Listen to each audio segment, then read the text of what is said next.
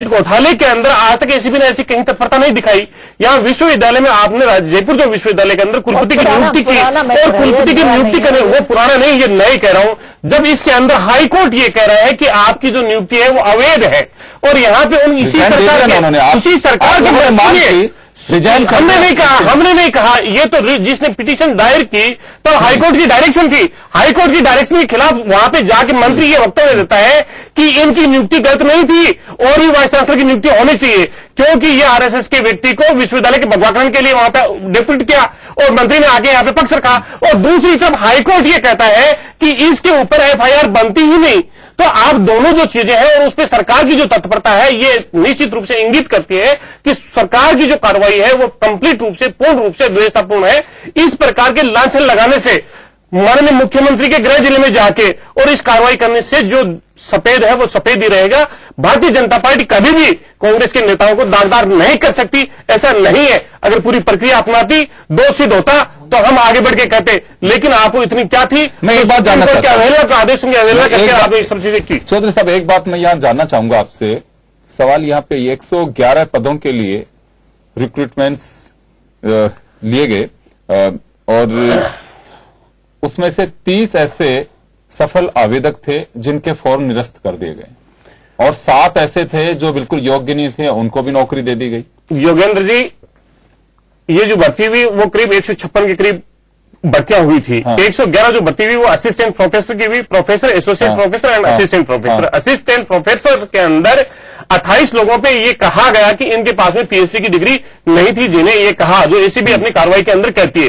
लेकिन एसीबी उन 28 लोगों के आड़ के अंदर पूरे लोगों को अगर वो कार्रवाई करती है, वो कार्रवाई करती है और सब लोगों को वहां पे डरा के जिस प्रकार की कार्रवाई करती है, वो कार्रवाई कहां उसकी न्यायोचित कार्रवाई थी। अगर कहीं पे प्रक्रिया के अंदर यूजीसी के नियमों की अवहेलना हुई हो या कहीं पे सिंडिकेट की अपने एक ऑटोनॉमस बॉडी है विश्वविद्यालय, अगर उसने अगर नियमों की कहीं अवहेलना की हो तो उन अवहेलना नियमों का देके और 3 साल की रिपोर्ट करके और वहां पे देती ना, क्यों हाईकोर्ट से बाहर जाके और ये बातचीत करनी पड़ी? बच्चे तो और ही बहुत से विश्वविद्यालय में हुई थी। ये क्या एसीबी ने ढूंढी थी या क्या एसीबी ने वो जाके बात की थी? मैं एक बात जानना चाहूंगा, रात को वहां पे गिरफ्तारियां हुई, काबराजी की जो गिरफ्तारी हुई और वाइस चांसलर की जो गिरफ्तारी हुई, वो यहाँ के नामचीन लोग थे, वो छोड़ के भागने वाले कहीं लोग नहीं थे।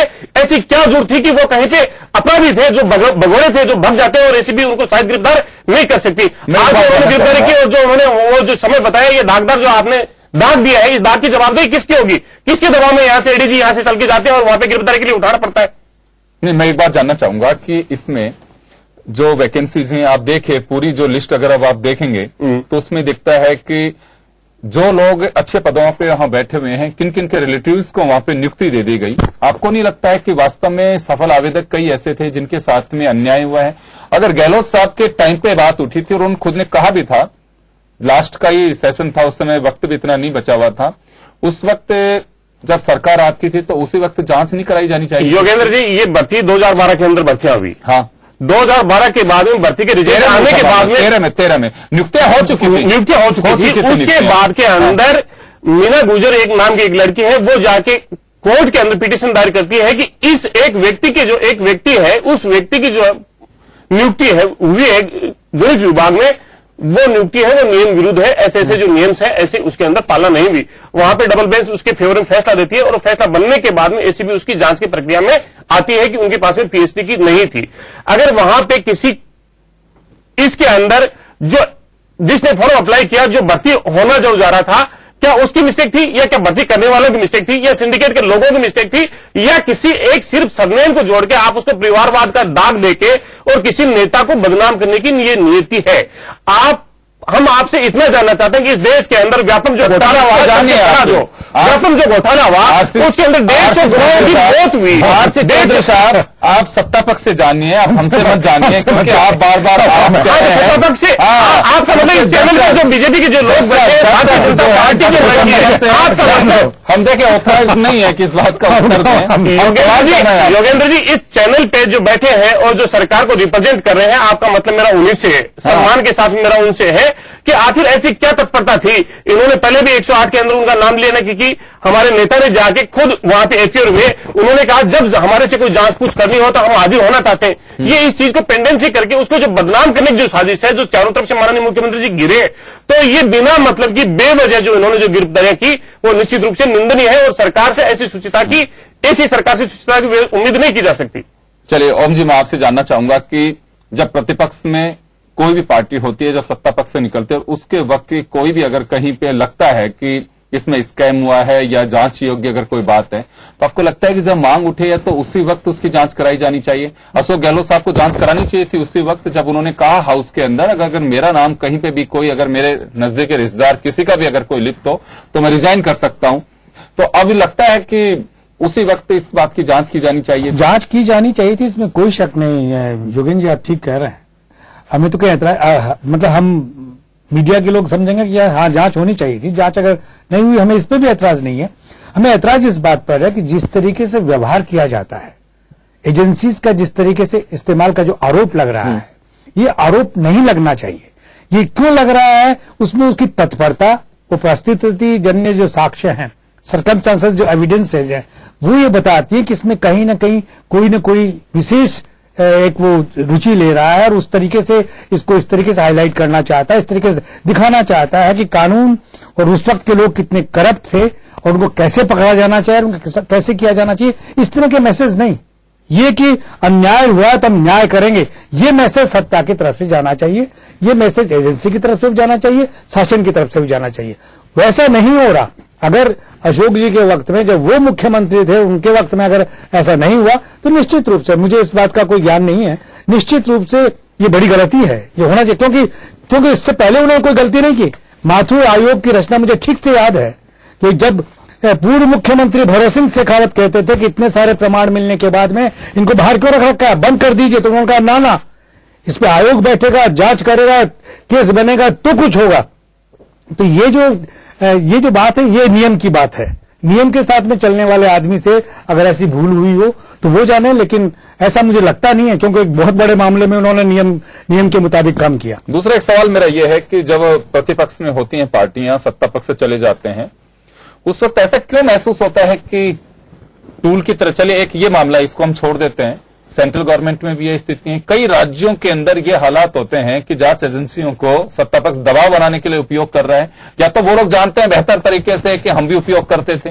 देखिए, कुल मिलाकर के ये हो रहा है कि ये जो एजेंसीज हैं, जो भी एजेंसीज हैं जो सरकार के तहत काम करती हैं, ये पहले रूल बुक से काम किया करती थी। दुर्भाग्य यह है कि धीरे धीरे ये लोग पॉलिटिशियंस के साथ में इनकी क्लबिंग होने लगी है। ये बहुत सारे प्रमाण हैं इसके।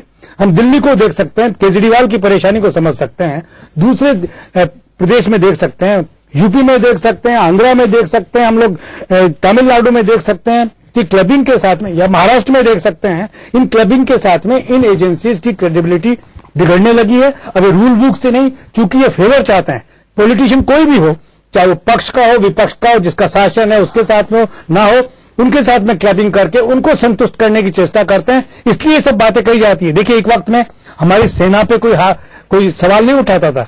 हमारी सेना जिस तरीके से बिहेव करती है कि कैसा, उस एजेंसी को कोई इस्तेमाल नहीं कर सकता था।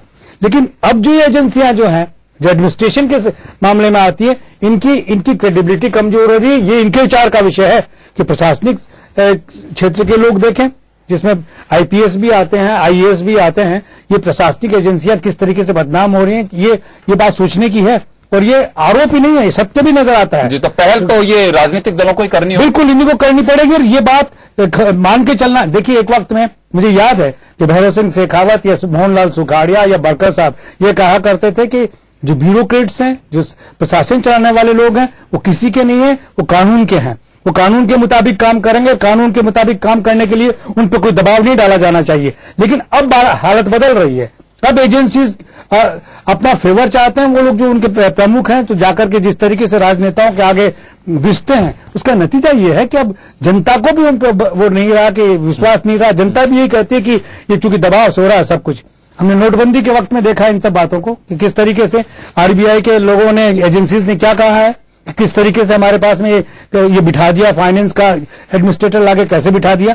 तो ये बड़े चिंता का विषय है। पूरे देश में इन सब बातों को इस निगाह से देखा जा रहा है, तो इन पर नियंत्रित करना चाहिए। खासतौर से इन एजेंसियों को सोचना चाहिए कि हमारी क्रेडिबिलिटी अगर समाज में या जनता के बीच में खत्म हो गई तो लोग हम पे विश्वास नहीं करेंगे, हमारा सम्मान नहीं करेंगे।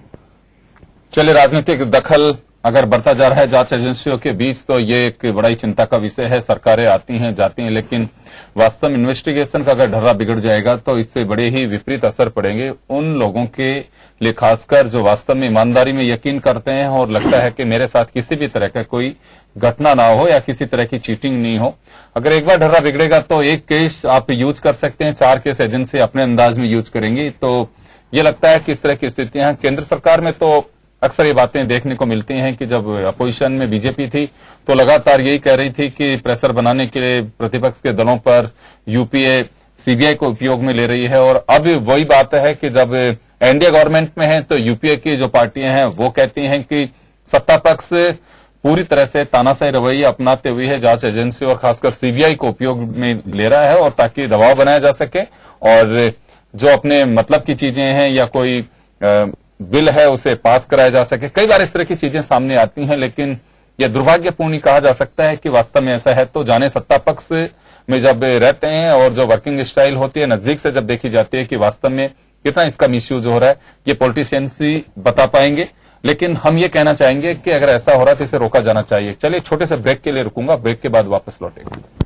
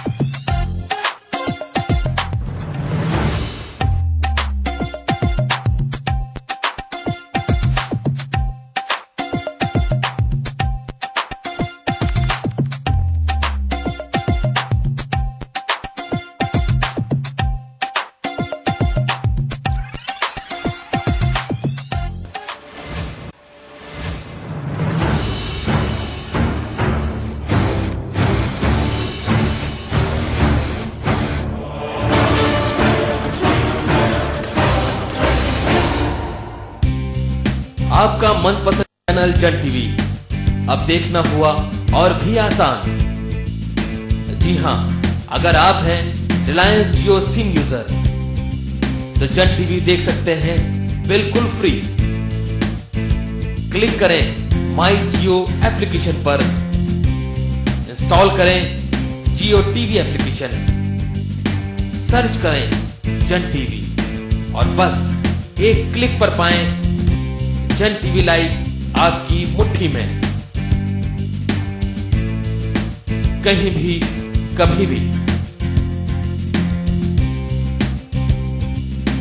आपका मनपसंद चैनल जन टीवी।